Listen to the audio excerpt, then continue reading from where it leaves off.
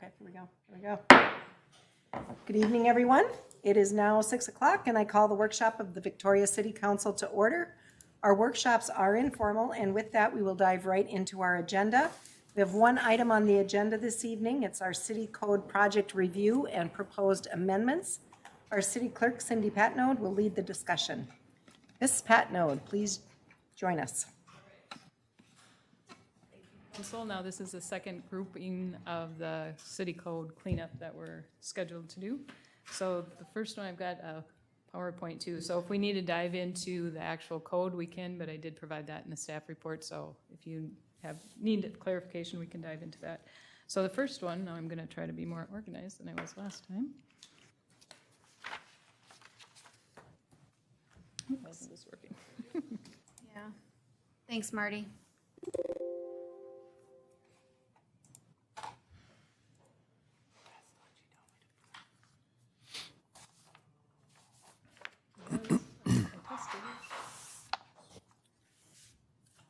I did test it before. Is that the right one? Yep, that's it. Okay, so the first one is Chapter 1, the general provisions. This is before, when there was a city administrator, there was a clerk treasurer. So we're just cleaning up the language so that's a city clerk. So I'll go with head nod, so if everybody's okay with changing that to the city clerk. Okay. The next one is the administration. What did I do?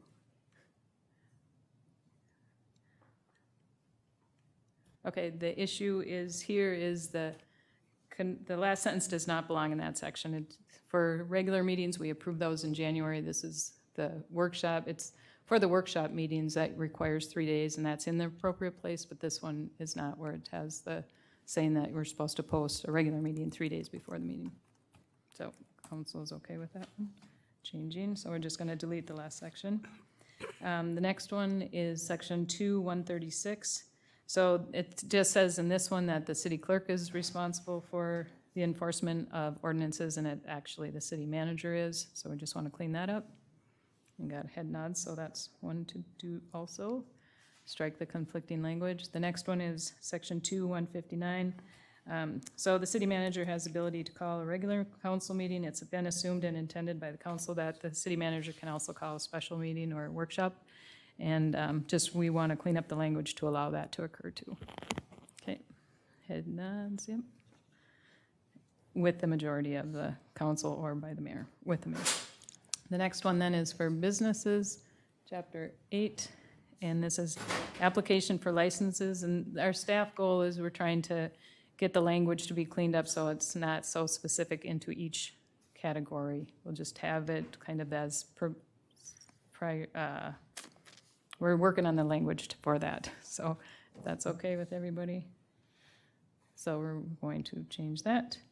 And the next one is the permit fee, double. This is already spelled out in the building section area. It doesn't need to be in this area because this is for business licenses, not construction. So we just want to strike that language. Yes. Okay.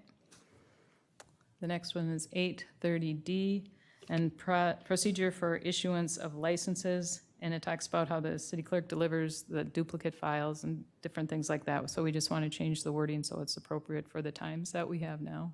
Because most things are electronic. I'd give him the regular one, but just for that one. Okay.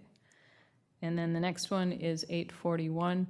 This is regarding sealing of vending machines, and we don't even license those, so that is not something that we really need in our code. So if we can delete that. Okay, so this is probably going to go a lot quicker than a half hour. But this next section is for Andrew. Andrew's got a few things on here, and then he'll go up. Chief Hager, welcome. Good evening, Mayor and Council. So section 882 deals with fireworks, and basically today we say that you have to have a permit for display and a permit for sale, and that's set forth in state statute. Our code doesn't reflect this, so this would just amend that to include the word display. And then kind of what Cindy hit on earlier was direct staff to change that language for application forms so that it's just kind of a generic form. The language that's there today is really detailed on what has to be included, so it'd be more of a generic form. The next section then, it addresses a fee that's set forth And again, we'll just reflect the state statute that's out there. There's a specific dollar amount that we can't exceed. So, yes. I just had a question. Is this, if I wanted to shoot off fireworks, I would come and get a permit and pay a fee?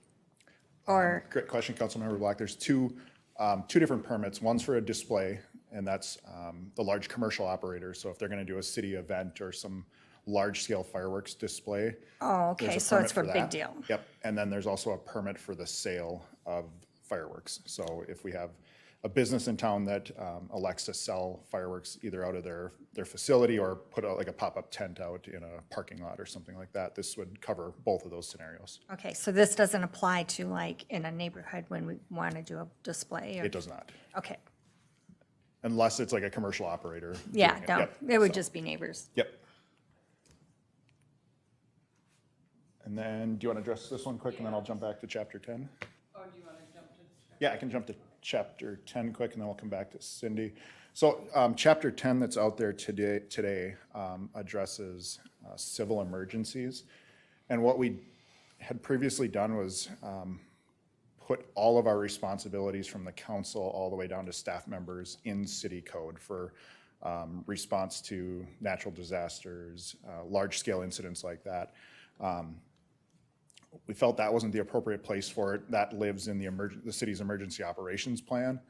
And best practice to be able to adapt rapidly and to changing conditions, threats, we want to be able to update that more on an administrative level and not have to bring it back to council every time. So all the items that are in chapter 10 today are spelled out in our emergency operations plan. We just felt that it wasn't appropriate to have those specific job responsibilities called out in the city code. The other section of chapter 10 that is addressed in our code today, but is also covered via, which you've heard a lot about lately, but chapter 12 at the state statute, declaration of local emergency. So the mayor has the ability to declare a local emergency for up to 3 days, and then council can extend that beyond that. So again, that is put forth in the state statute as part of that as well. So our recommendation is repeal the entire chapter. Got it. Okay. Any questions for Chief Hager before he leaves the podium? They can still see that document anytime they want, right? Or public can see the emergency plan document? We don't have it publicly viewable today. I think we'd have to address, there's probably a little bit of confidential data in there. We'd want to hold back on more along the lines of contact numbers for folks that we'd want to keep Right, I got you. private. So, Yeah, yep. So that's fine. Okay. Other questions? Perfect. Thank you. Thank you, Chief. Ms. Patnode, back to you. I think that's the one. Right? Yes, so the next one is for the definition of solicitor under our hawker and peddler license. And I laid out the definition would be solicitor means any person, firm, or corporation, including officers, directors, employees, or agents thereof, whether or not a city resident who goes from dwelling to dwelling, business to business, place to place, or from street to street soliciting donations or attempting to take orders for any goods, wares, or merchandise for future delivery. So we'd just like to add that into the code book for the solicitor. So are you combining all of those into one license or They- permit?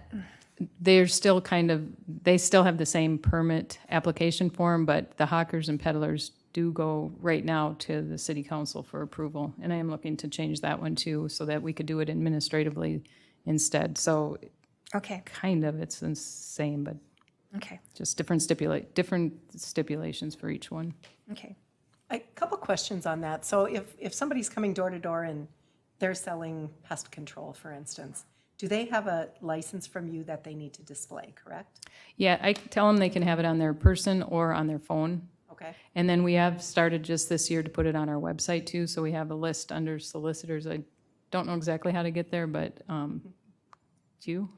Not Yeah. off the top So of my head. Kendra's been putting them, as soon as I get them, I give Kendra the list for the communications, and then she Or approved posts them on there. solicitors. So that people can kind of look on there, and I think she's put it out on Facebook, or Okay. I don't know, but we're trying to get it so people know who is, and then with those also, I send them to the police department so they know who's been approved for solicitors. So they kind of keep an eye out on that stuff, and usually they describe their car that they have, so. And then this year, we instituted that fee, so I think it's cut down because sometimes there would be 30 in one organization, and now they're saying, we'll just send 10 or, 7, so it's cut down a little bit on that. Yeah, I had an incident where a guy was trying to sell me a roof, which I didn't need, and he wouldn't stop. So finally, I just looked at him and asked him if he had a permit, and he left. Yeah, so they are supposed to carry it, and I send that with them and talk about the social distancing too. They're supposed to still maintain that. Yeah. Ms. Hardy, yes. Thank you, Mayor, members of the council. If anybody goes on to our website, in the search button, just type solicitor, it'll be the first result. And we do have a list of permitted solicitors right on that page. Okay. So it's well within our residents' authority to ask them if they have a permit, and if they don't, to send them down to City Hall to get one. Yes. Thank Yep. you. Or they'll just leave. Yeah, or they'll just scoot off. Yep. Thank you. Did we skip 884 just so you don't have to come back later? I don't know if we did Oh, just so you don't need to ask us again later. yep. So the license fee that you agreed with, the stuff for Andrew doing the display, and then the license fees are set by the state, and updating the language there. Okay, yep. So you guys are okay with that? Or the fire marshal one? Yeah. Yeah. Update the fire chief from fire marshal and the new Minnesota State Fire Code instead of State Uniform Fire Code. They just renamed their stuff, so. All right. Councilmember Roberts, thank you for bringing that to our attention. We skipped right past that. Sorry about that. Okay, so we're good with the solicitor's definition. Then this is a question for council, is if you want to have the hawker peddler done through the council, or if it can be done administratively. And that's like the ice cream princess is basically the only one that comes before you, and it just kind of holds up the process a little bit if you have to get the approval at the council level versus me just allowing, going through the same process but not having it go to the council. I'm okay with administrative. I'm fine with that as well. Better not get between kids and their ice cream. Good points. Okay, and then the next one, I guess I'm not using my clicker.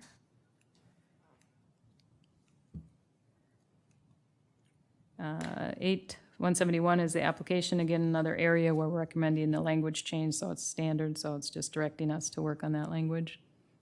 Everybody okay with that one? And then the revocation, this states like if I've only once taken the not allowed a permit or solicitor because of the records when you go through that. And so this would give them an appeal process, which would be to the council. Right. So are you okay with that? Mm-hmm. Okay. Cindy, what is your process if somebody comes to apply for a permit?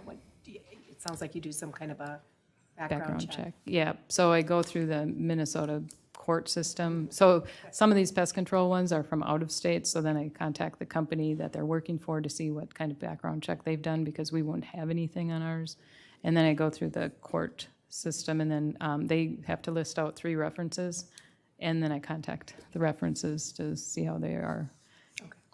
And then go Thank you. from there. And if there's something that's different, then I would hold it back and talk to the person if it was questionable. But anything within a year, if it's been like a disorderly conduct or something, it's like I won't give it to them because I don't want those people around in the neighborhoods. Thank you. So, okay. So then we already talked about the civil emergencies with Andrew, and you guys were okay to take that out. And that's a city document that they probably would get to the city council members. That's as that role. And then the other thing, for my part, then that is done. So I'll work on those approved directions that you gave, and then at a future council member meeting, it'll be under the consent agenda for the ordinance changes. And with that, that's all I have on ours, but there is another, and I don't know if Marty, you wanted to talk about yours. Under the consent for this council meeting, there is a ordinance amendment on his part, if he just we want him to just briefly go over that. Absolutely, we have some time. Mr. Dahl, join us. Yeah, Mayor, members of the council, just very briefly, as you saw in your background, there is a consent item for the subdivisions ordinance.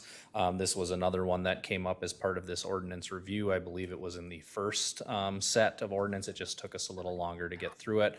That one was vetted by the Planning Commission. We held the public hearing at the Planning Commission. The primary changes in that ordinance were taking out a lot of the technical detail that's outlined in our engineers construction and design manual. A lot of it was out of date and didn't align with those. So that was recommended unanimously by the Planning Commission, which is why you see it on your consent agenda tonight. Thank you. Council, any questions for Mr. Dahl? Terrific. Thank you. And then I see that the attorney has met with staff and reviewed these changes. Mr. Vos, do you have anything to add or any other concerns? Mayor and Council, I have gone over, I think, both sets of changes that you talked about here now tonight. Everything looks good. I just would say, sort of gratuitously, that this is a really good exercise, I think. Your code has served you well, but there are certainly some things that staff is picking out and is going to make better for residents and for the city for administrative purposes. So it's a good exercise. It's a little bit tedious, I think, frankly, for staff to do it, but it's an important thing to do. So. All right, terrific. Thank you. Any other thoughts or questions for the group? Terrific. Then if there's no further discussion and no more items to come before the body, I would have a motion to adjourn, please. So moved. A second? Second. All in favor? Aye. Aye. Any opposed? Motion carries. We are adjourned.